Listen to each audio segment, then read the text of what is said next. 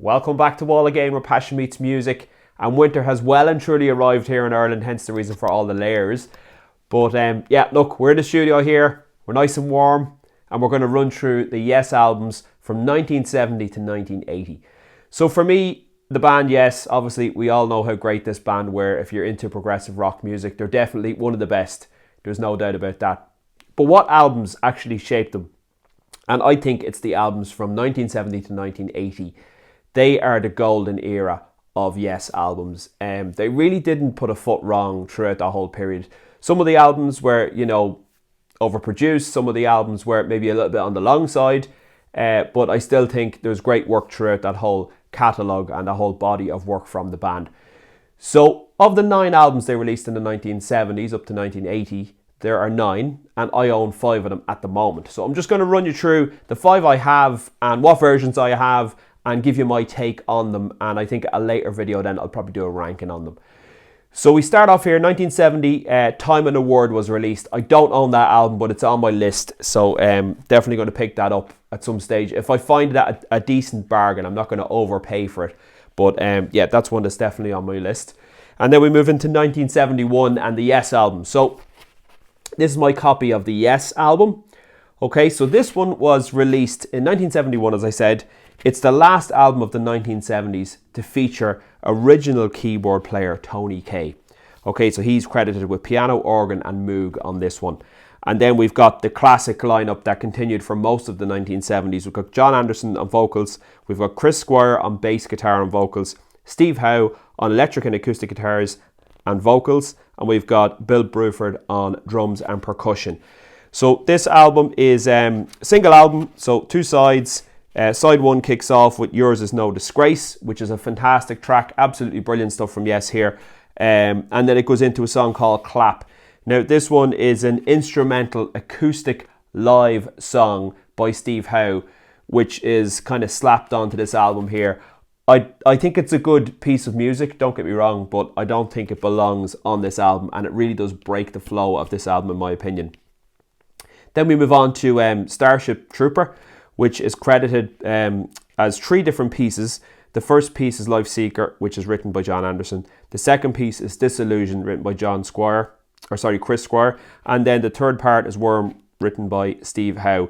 It's in total 9 minutes 23 seconds. I think it's a fantastic piece of music, particularly Worm by Steve Howe. I think it's absolutely phenomenal. The guitar work on the end of that track is really standout. Before we move into side 2, just have a quick look at the sleeve itself. So you can see there the band are on the front cover of the album, which is always great to see. And in the middle here is Tony Kaye, and he was actually involved in a car accident shortly before the album was released. Hence the reason why he's sitting on a seat, and you can see he's got a cast on his foot there. We also have plenty of symbolism here. They've got the empty chair, and they've also got this floating mannequin's head there as well. And you can see it's done in a kind of a film reel or negative, which is really, really cool, really stands out on vinyl. The back then, we just have the 2 objects, so the mannequin head floating above the chair. And then on the inner sleeve, it's just some live shots of the band with, funny enough, Tony Kaye has the biggest shot, and he was the member who was going to leave the band shortly after this album was released. But second side then, we'll run into this. Side 2, I've Seen All Good People. It's a good song, but I have to say it's a bit repetitive. So that one, I could take or leave. Then we have Adventure, which is brilliant, and it ends with Perpetual Change, which is a fantastic song again. So for me, this is a very solid album, and we're really starting to see what Yes is all about on this one. This is the first album to feature Steve Howe on guitar, and I think it really marks a step up for the band. And it was the start of things to come. So there you go, that's the Yes album from 1971. Also in 1971 they released Fragile, which I actually don't own at the moment. Again, that's on my list, so I have to get out there to the record fair and the record store and see can I pick up a copy of that for a decent price. But that one's got Roundabout on it. It's got so many great tracks on it. I can't name them all off the top of my head, but it's absolutely brilliant, and yeah, definitely one I'm going to pick up, Fragile. And on that one, it's worth actually mentioning that's the first album that Rick Wakeman plays on the keys on that with Yes. And obviously he was such a massive part of the band moving through the 1970s. So then on to 1972, and there's this masterpiece, Close to the Edge, considered by many people to be the best Yes album, the definitive Yes album. Of course, that classic cover there from Roger Dean, and of course the Yes logo. I believe this is the first time the Yes logo was put on a Yes album, and yeah, again, that one there, designed by Roger Dean. So this one here, we just look at the lineup, okay? So it's got the classic Yes lineup here. John Anderson on vocals, Bill Bruford on percussion, Steve Howe on guitar and vocals, Chris Squire on bass and vocals, and Rick Wakeman, as I said, on keyboards. Production on this one was by Eddie Offord. And yeah, it's absolutely fantastic. The first side is the song Close to the Edge, but it's broken up into different parts. So we've got the Solid Change of Time, Total Mass Retain, I Get Up, I Get Down, and Seasons of Move. And that is just an absolutely perfect side of music, in my opinion, on the first side. Just look at the inside sleeve here. So you can see it opens out to a gatefold sleeve, and you've got that, again, fantastic imagery there from Roger Dean. And you can see, you know, all the symbolism there for being close to the edge, but just fantastic artwork on this one. Move over to side 2. We've got And You and I, which is made up of The Lord of Life, Eclipse, The Preacher and the Teacher, and then Apocalypse. I'm really appreciating side 2 on this album recently, I have to say. Been listening to the album a lot more, and I think side 2 for me, it's really standing out now, particularly the guitar work on And You and I from Steve Howe. I think it's phenomenal there. And it must be said, the vocals from John Anderson on this one. And then it ends with Siberian Cat True on the second side. So the second side of the vinyl is made up of 2 tracks, whereas the first side is just 1 track. And yeah, it's absolutely fantastic, Siberian Cat True. Great. It starts off with a kind of a funky kind of groove, but then gets really proggy as it gets into it. I always liked the back cover on this one for a couple of reasons. I think the text is really cool, but aside from that, the Yes logo here is nice and clear, where it's not as clear on the front. And then we get good pictures of the band in studio here, along with the production producer or recording engineer, Eddie Offord, up here in this corner. So yeah, a really great album, considered to be one of the best Yes albums, and I can see why. It's absolutely phenomenal, and I've had that one. I've had that one a few months. This one is cut on 180 gram vinyl from the original analog master tapes, should I say? So they say, that's the marketing tag they have on it. But it does sound immense on the turntable, I have to say. So who am I to argue? Okay, so following Close to the Edge, then we go into Tales from Topographic Oceans, which is when Bill Bruford leaves the band. Alan White comes in to replace him on drums. So we get Tales from Topographic Oceans in 1973. It's a double album.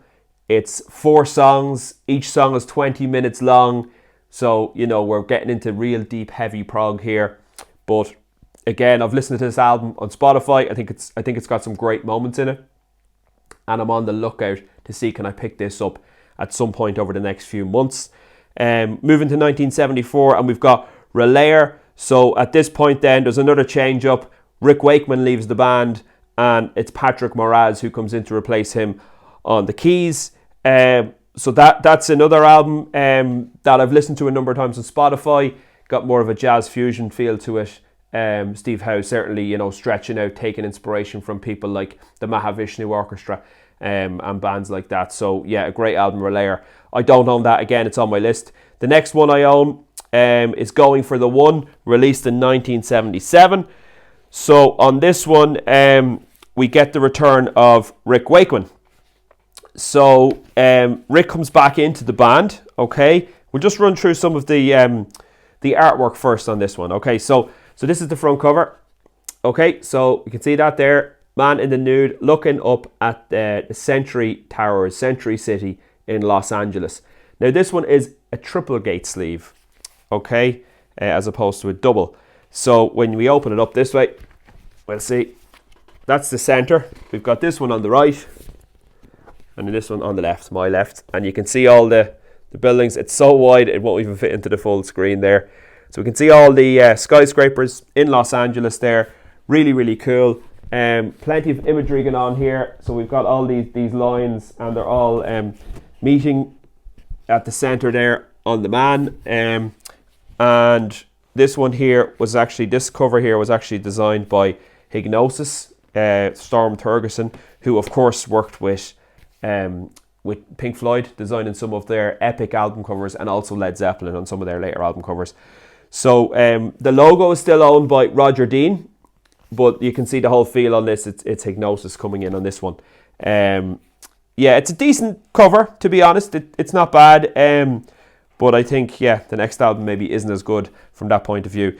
So as I said, Rick Wakeman joins back in the band, and we've also got Alan White there. So this is the Tales from Topographic Oceans lineup here on this one. It was recorded in Montreux in Switzerland. So the inside gatefold sleeve we can see there is a picture of the lake at Montreux and the 5 band members there in various shots. Okay, in terms of the music on this one, so back to a single album, and we have Going for the One and Turn of the Century and Parallels. That's side 1 on the vinyl. Goes into Wondrous Stories and Awaken. Going for the One is an excellent track. Parallels is an excellent track. Awaken is an excellent track. I really think that this is a strong album, to be honest, and it's one of those albums, it's growing on me. The more I listen to it, the more of an appreciation I have for it. So this one was 1977, Going for the One by Yes. Then we move into 1978, and we still have the same lineup. Okay, this one is one of the few Yes albums I have that isn't a gatefold sleeve. I should probably say that Going for the One album, I've checked up the serial number on it. It's an original pressing from 1977, and this one is an original pressing from 1978. This one is Tormato. Okay, another Storm Thorgerson Hignosis cover. Some people love it, some people hate it. It is what it is. I actually think the Yes logo looks really cool there in yellow on the top corner. So we've got the picture. I think that was meant to be the Moors, the English Moors, with like an English gentleman there. But then someone had thrown a tomato at it because they weren't happy with the album cover. And, you know, Rick Wakeman claims it was him. Other people claim it was one of the studio engineers. But in any case, the tomato remained there as part of the artwork. So it's a bit odd. On the back then, we see the band there. And this was when the band were really falling apart. They all had individual jackets with their names on them, which was very, very odd. And they're all wearing sunglasses. But yeah, you can see they're kind of looking in different directions and stuff there. And I think that was a sign of things to come, because after this album, some of the band members left, and we'll get into that in a few moments. But this one for me, this one's a grower. It didn't really hit me when I listened to it the first 2 or 3 times, but there are songs on this that are starting to resonate with me. So side 1, we've got Future Times, Rejoice, Don't Kill the Whale, Madrigal, and Release. And then side 2, we've got Arriving UFO, Circus of Heaven, Onward, and On the Silent Wings of Freedom. Again, this was cut from the original master tapes. Sorry, this is actually an original press, not even cut for the original master tapes. This is the original pressing from 1978.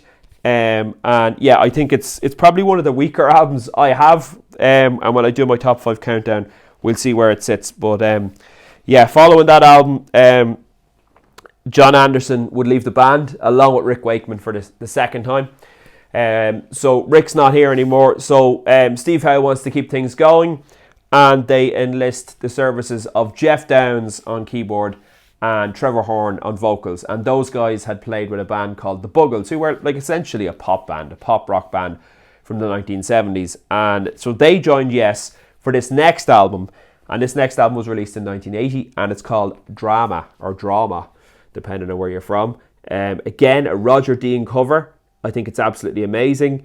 Again, it got the Yes logo happening again. I don't really like the way that Yes logo, it's kind of like in Mercury. It's a bit hidden away. I think they could have done better on trying to make that logo pop out. But yeah, we can see here, it's absolutely fantastic artwork there from Roger Dean. Again, it's a gatefold sleeve. So if we open it up like that, you get the full landscape picture, which is always brilliant. It was great to have Roger Dean back on this one. We look at the inner sleeve. It's very odd there. We see all 5 band members with their hands up for some reason, and spotlights on them. It's very, very odd. They could have done better, I think, on the inner sleeve on this one. So who have we got on this one then? We've got Jeff Downs on keyboards and vocoder. We've got Trevor Horn on vocals and some bass. And then we've got Steve Howe on guitar and vocals, Chris Squire on bass, vocals and piano, and then Alan White on percussion and vocals. Produced by Eddie Offord and recorded in Townhouse in London. So this one here is an amazing album, okay? The more I listen to this album, the more I get into it. It's probably one of the Yes albums that you're not meant to like because it doesn't have John Anderson on vocals. But I think Trevor Horn's vocals sound so similar to John Anderson's on this album, you could actually be fooled for thinking it was John Anderson. It's a really, really strong album. I think it's a little bit more poppy, but there's elements of prog in there as well. The first side starts off with Machine Messiah, which is an excellent track, straight out of the gates on this one. Then we have a little short sort of interlude with White Car. And then one of my favourite Yes tracks, Does It Really Happen? An absolutely classic. It's got elements of funk, it's got elements of pop in there, but it's still proggy as well. Really, really great track. Side 2 then, Into the Lens, I Am the Camera. A great one. Run Through the Light, which is great. And then it ends with the epic Tempest Fugit. So 6 songs in all quite long songs, even though none of them are a full side.